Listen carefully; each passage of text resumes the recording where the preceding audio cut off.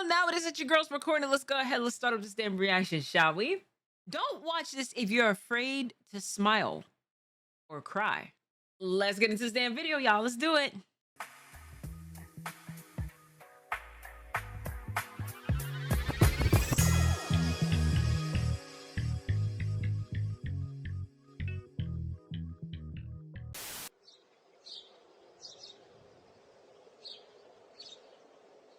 What is Did I just watch? What did I just watch? Yeah, about that. So I've been making content for almost 4 years now, and in that time, I put therapists in Bentleys and more people on couches in the housing crisis of '08. Probably an exaggeration, but you get the point. I've ruined more animals for people than the fans of Zootopia. So because of that, and because this video is 2 years old now, I thought it'd be fun to remake it, so same rules apply. I challenge you to watch this video with a straight face. If you smile, you lose, and because I'm that confident, comment where in the video you folded. Cause I got an ace in the hole, and I don't mean Austin. There is one surefire way to make the terminally online smile. Look. Oh my god! Yeah, that'd do it. Now for a while, That's I wasn't cute. a believer. I thought cats pretending to be scared by their cubs was one of those feel-good facts we made up. Like the idea that the 4-letter C word that elephants think of when they see us is cute. The problem with that theory is we've seen lions. Remember how it is? When I was playing Poppy Playtime 3, and I forgot the name of the character, but it was an elephant, and the elephant literally said, "You know, an elephant always remembers." Listen, when I tell you it is that elephants really be about that life, they really be about that life, y'all. And I'm not talking about that one it is that went ahead and GG that woman and then spun the block on her funeral. I'm not talking about that. Like just in general, it is elephants have grade A memory. Tigers, leopards, and snow leopards all do this, so there's only two options. Either the most overqualified killing machines on Earth also have the awareness of a kumquat, or cat moms actually play scared to boost their child's confidence, likely to encourage the tyke to stalk, hunt, and all the things he'll need to get his own groceries one day. But the underrated part is they don't just act, they overreact the way any parent supporting their child would. I've seen leopards get DoorDash delivered to the dome and not jump as high. The things mothers do for love. But what about fathers? There is no child support in the wild, and nothing stopping most males from going out for milk indefinitely. But there are some exceptions, like Murphy. Murphy is a 31-year-old bald eagle living in the World Bird Sanctuary in Missouri, where the symbol of America is expected to spend the rest of his life after an injury left him unable to fly. He'd also probably never have a mate since he was never able to bond with any of the females. For a minute, it seemed Murphy's law had our boy in a chokehold, but one day last spring, keepers noticed Murphy acting weird, or at least weird for a grounded avian incel.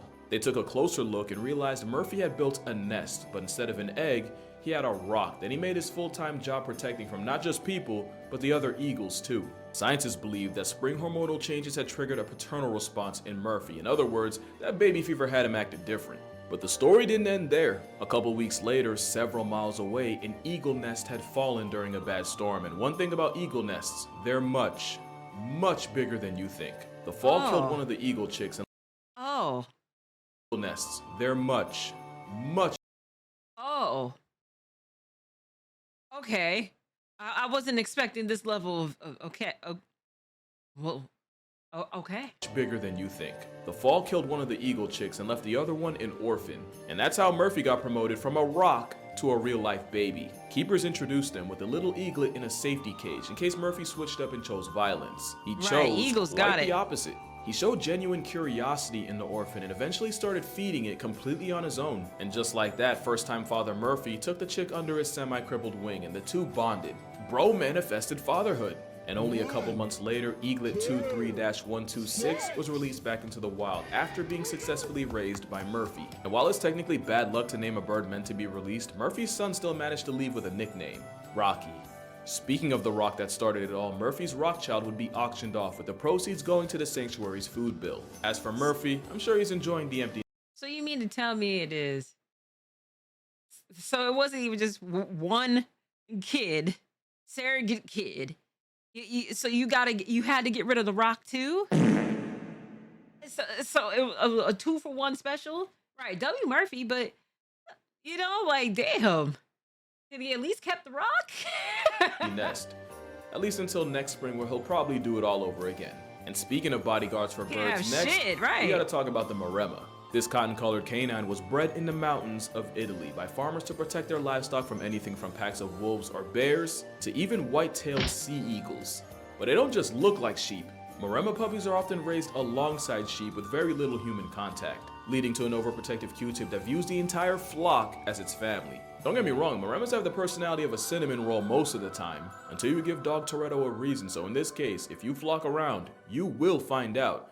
And that doesn't just go for sheep. On the complete opposite side of the world, on Middle Island off the coast of Australia, the world's smallest penguin was flirting with extinction. The little blue penguin nearly got wiped out of existence by foxes. So bad that the population that was once at 20,000 got cut down to 27. That's when a farmer had an idea. Swampy Marsh already had Maremma dogs guarding his free-range chickens, and you know what they say, penguins are just business chickens in suits. So he had two of his dogs, Yudi and Tula, raised around penguins. How'd they get their name? That's how. And just like that, the two dogs would see all penguins as their own, and as you can guess, they defended them like it. The Maremmas didn't even have to put foxes on shirts, just having their scent around was enough to make a fox readjust its grocery list. And it wasn't long until the pint-sized penguin population made a comeback. The two dogs that pioneered this have since retired, but to this day, you'll still see Maremmas running protection for the little blue penguins of Middle Island. We really don't deserve dogs. Even in one of the darkest days in American history, you'll find at least one dog trying to make it better. You don't need a history lesson to grasp just how horrific the 9/11 attacks were. It was rough on everybody, including the rescue dogs. But you ever wonder what happened to the four-legged heroes of Ground Zero? Well, this is Britney. She's a golden retriever with a name that would give autocorrect an aneurysm. She was also the last surviving rescue dog from 9/11. Ground Zero was actually her first ever job with owner and trainer Denise Carlis, where they spent 10 days at the disaster site. Britney would also go on to help with searches after Hurricane Katrina and her equally evil twin sister Rita. Britney would retire at the old age of 9, but wouldn't retire from making a difference, just this time in schools. She would go on to work in elementary schools as a reading dog. She was basically emotional support for first graders or special needs children struggling with reading, and with Britney on the clock, those same children actually performed better. But like honestly, most good things in the world, Britney was unfortunately taken from us in 2016. But not before getting a hero send-off from firefighters and rescue workers on her way to the animal hospital where she was retired from life. Britney retired from helping people, but the next animal needed people to help her retire. That'd be me waking up at 5 a.m., bro. That'd be me waking. This is me right here. How I look waking up at 5 a.m. Because my internal clock is to basically wake up around like 5 o'clock every time. Especially if you gotta wake up to pee.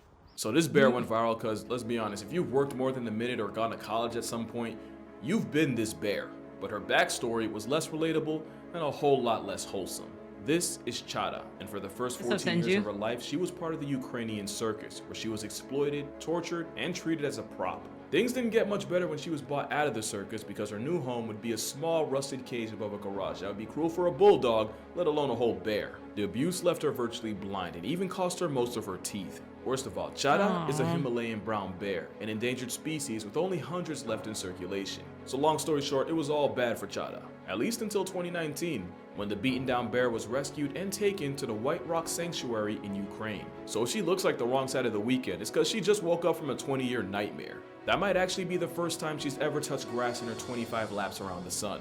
But what does a bear that spent 5 presidential terms in a box even do for fun? Well, if you ever see her, she's probably playing in her pool, or making friends with a stick, as one does. Or she's channeling her inner old head and yelling at the bears and wolves for making too much noise. And even though she's 25 and allegedly too old for DiCaprio, Chata's even been seen spitting game, kissing one of the other males in the sanctuary through a fence. A whole girl still got it, and I'd 100% commit a census subtraction for Chata. But I would commit crimes against humanity and an affront to the Lord for our next animal.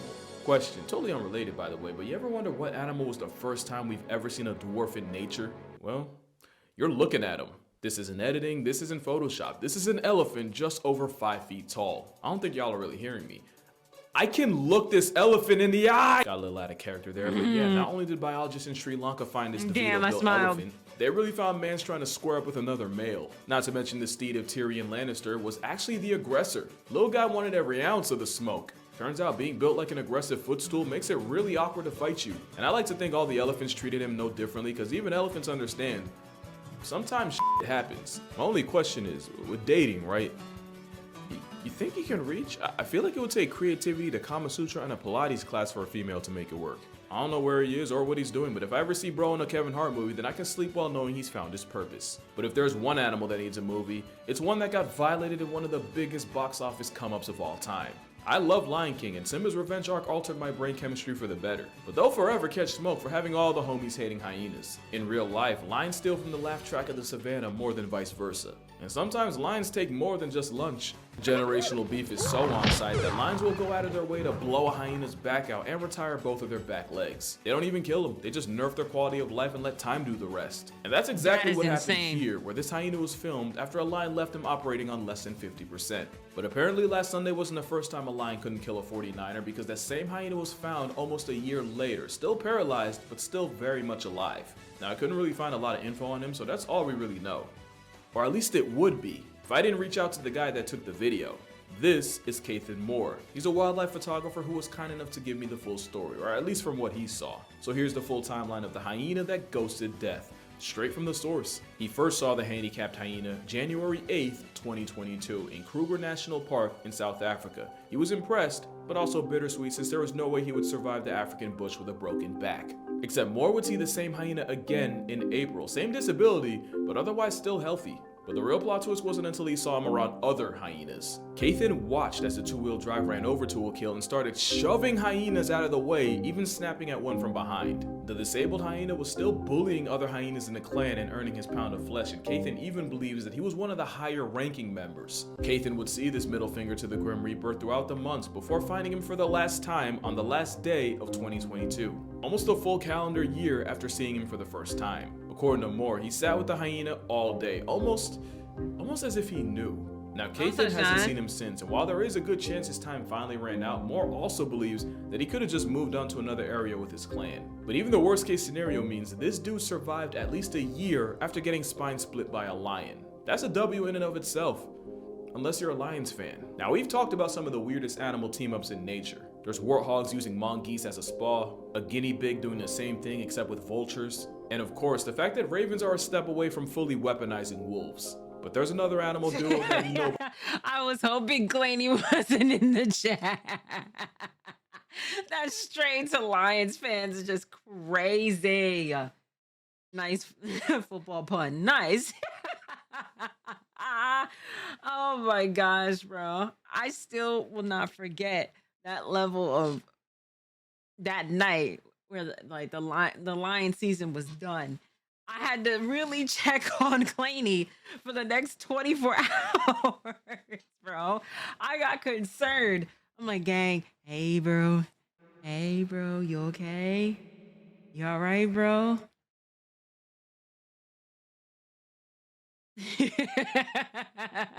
Nobody saw coming, and this one also involves wolves. This is an Ethiopian wolf, and out of the almost 40 species of canines, they're the closest to getting completely discontinued.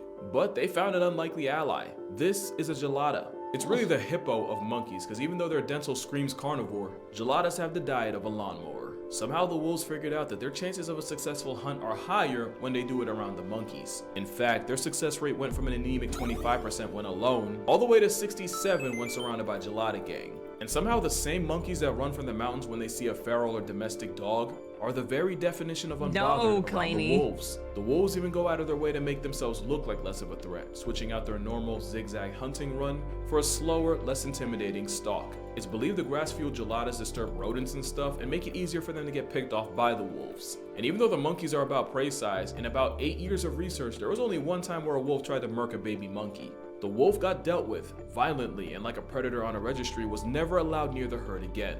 So it might not be the Disney movie Wolves and Ravens are, but geladas and wolves might just be the most underrated duos in nature. But you won't find a better story than the tale of the BLT.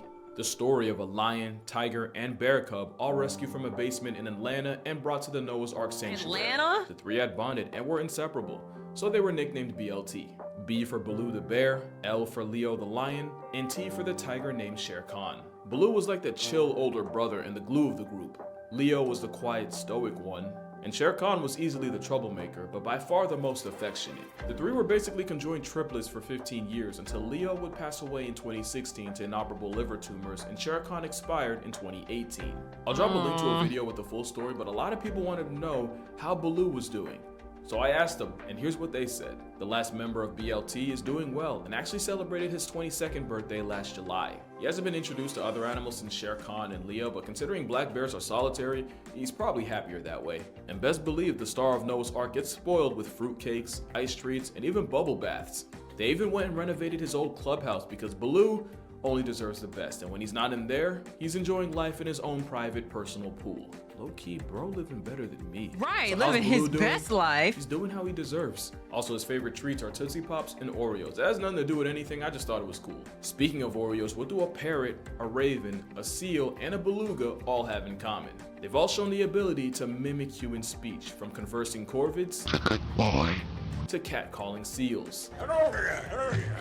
But there's another animal not enough people know about, and that would be Wilkie, a 14-year-old orca in Antibes, France, and the first one to ever mimic human speech. And before you say it, no, not like this. I think. I hope. You see, orcas aren't just intelligent, they have cultures and different trends that they follow, just like us. They also have different dialects, with each family group having different tones and frequencies. It's like how I can say Aaron earned an iron earn, but if you in Baltimore, you finna hear Earn, and earn. Wilkie was trained to mimic her caretaker, saying things like hello, bye-bye, and even count to 3. 1, 2, 3.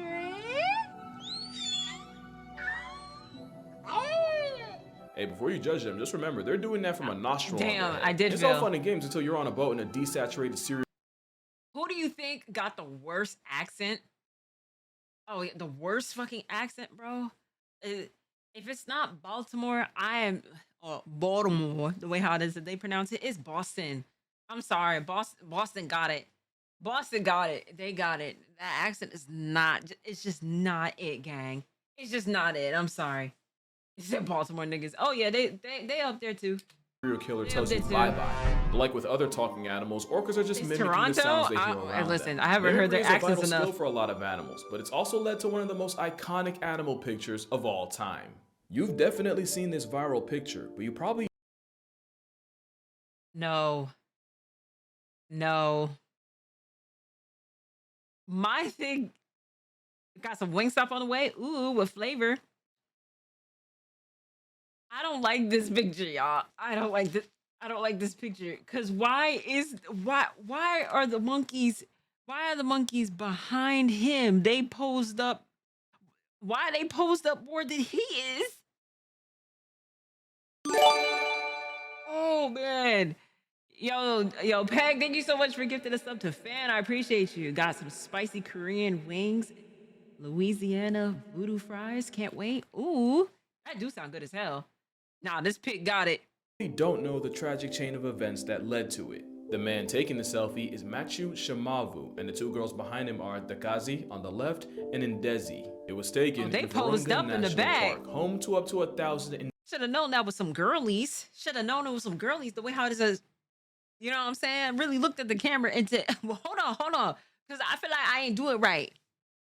Okay. Endangered mountain gorillas. Here, the biggest threat to a 400-pound pacifist is poachers. extreme either naughty trafficking picture babies used as that. pets or straight up slaughtering adults to sell as trophies. That's what happened in 2007 with a mother gorilla taking a bullet to the back of the head, execution style. She was long gone by the time rangers got to her, but they found 2-month-old Dakazi still clinging to her life-deprived mother. She was taken in, but it wasn't looking good. She was severely dehydrated after 24 hours without milk and even developed pneumonia 2 weeks after being brought in. That's when Andre Bauma got involved. He was the manager of the orphanage Dakazi was brought to, and he willed the sick baby gorilla back to health. The very first time they met, Andre held the baby Oh no, this picture is cute, but I gotta take it.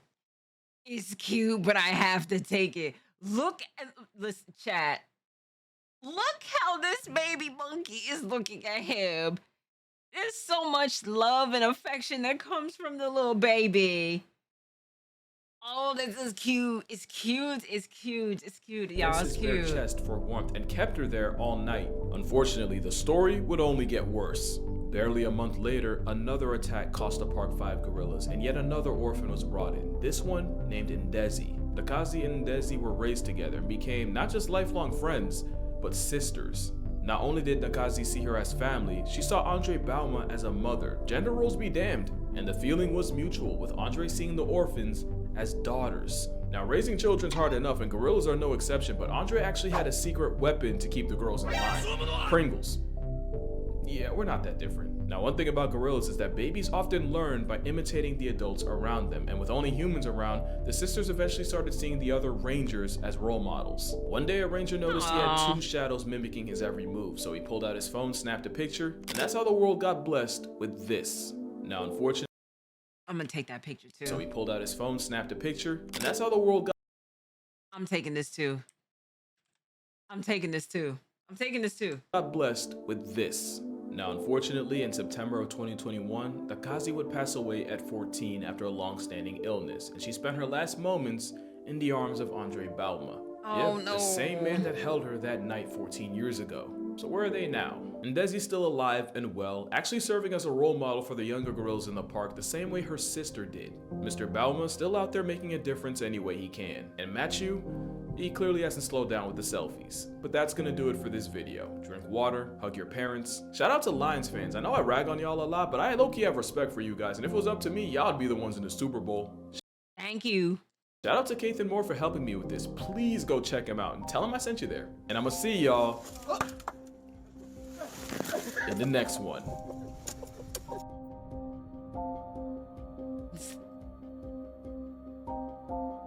And listen, W video, man.